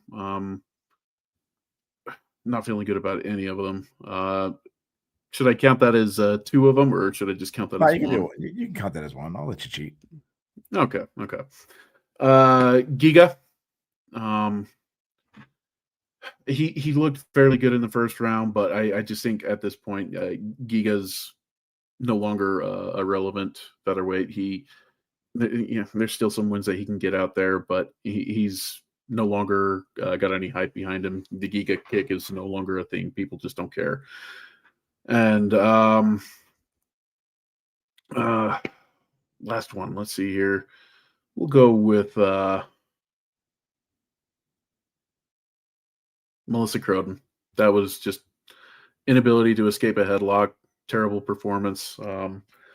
Hopefully she takes you up on your coaching abilities, and she can make a nice little comeback. She does have the Canadian ties, and so do you. So it's a possibility. We do. Yeah, we do. Let's make it happen. There's a good chance I'm going to be going up to Canada around Christmas time. So right after Christmas. So if you're in the see if you can get her number, man. Yeah, if you're in the New Brunswick area, let's get some wrestling. Let's get some wrestling. I'll give you a couple more. I'm gonna go with. I mean, you already gave it. All right, so I'm gonna go with Morgan Charrier. The guy's lost 3 out of his last 5, so it's like he loses, he wins, he loses, he wins, he loses, he wins. He's kind of have this thing going on. So for a guy who had so much promise, he can't string multiple wins together. His stock's going down. I hate to do it again, going with the main eventer, but Brandon Royval, he's lost 2 in a row now. I mean, we talking about title picture, and it's like he's way in the back of the line. And my number 1, ESPN Plus. This was the last UFC show on ESPN. The ESPN is losing the UFC. Besides losing the UFC, they're about to lose a whole bunch of subscribers. I know a bunch of MMA fans who are unsubscribing to ESPN Plus. They probably already did, if not tomorrow, the next day. ESPN Plus lost really big. I mean, I know they have a bunch of other sports on it, but that was still one of the biggest. I'm assuming one of the biggest attractions. So thank God I was not a fan of the ESPN app. I think it's terrible. A lot of the commercials, everything. I'm glad that those 7 years are over. So I was super excited about the UFC going to ESPN way back in the day, but I'm so glad it's over. So what was your grade for the card? Oh boy. It was actually really low heading into the main card. The first couple of fights were meh as well. But then finished strong. 3 of the last 4, and yeah.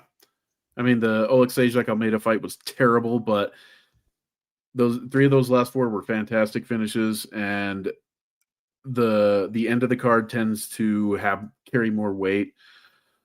So I'll give it a B-.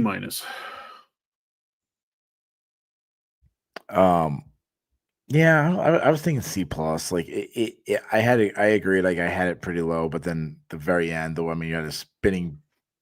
I mean, Costa with a high kick, spinning back fist, cop walk off. That definitely pulled it up. So yeah. Hardest question of the night, Dane. Who's your listener of the night? Oh man. I hate this because we've got so many regulars that are that was a good one. Regular contributors. Yeah. I'm trying to think of somebody that I haven't picked before. I know I've picked Ninja Kitty before. I believe I've picked Antoine Willis before. I can't pick Dev. You're trying to do a DEI. You're trying to get DEI. Get someone that doesn't get picked. Someone gets overlooked.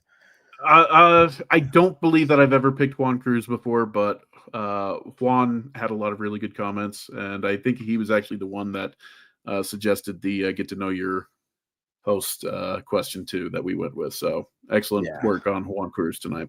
Yeah, of course. I say pick a DEI, and you go with a Hispanic guy. No, Juan's the man. All right, ready? I'm going to give you the ultimate cop-out. So this is the last Shillan and Duffy Show for 2026 with I keep saying 26, 2025. Without Ben, he wanted to be here. For Ben to cancel, he definitely probably is really sick because that's not him. So I want to thank all our listeners for listening all year. You guys have been fantastic. I'm hoping 2026 will be even bigger, more shows, better shows, maybe some more fun stuff. Obviously, hopefully more views. So my listener of the night is everybody. I'm going to give it to you guys all for listening all year. You guys are fantastic. I want to wish everybody a happy holidays, a Merry Christmas, a Happy New Year. Dan, I want to thank you for coming on. Wish you happy holidays, Merry Christmas, Happy New Year. Obviously, Ben's not here, but I know I can speak for him. He says the same. I want to wish my man Ben happy holidays, Merry Christmas, all that, Happy New Year, do all that good stuff. So we have 6 weeks off. Dane, you can learn a lot of stuff in 6 weeks. What new skill will you have when we return in 6 weeks from now? It's been a while since I've worked on my armpit noises with so that's a good one. I'll master that. Yeah. I'll totally master that, and I'll demonstrate that next time I'm on here. I'm gonna learn how to ride a unicycle. So, anyway, 6 weeks, guys. But we come back with a big one. That'd be UFC. I don't know what number it is, but it's the Justin Gaethje, Paddy Pimblett, and all those loaded card, Kayla Harrison, and Manny Nunes, and all that. So, anyways, as Antoine Willis said, God bless you guys all. I hope you guys have a safe holiday. Of course, still we're praying for all the people in Providence. And we'll see you guys next time.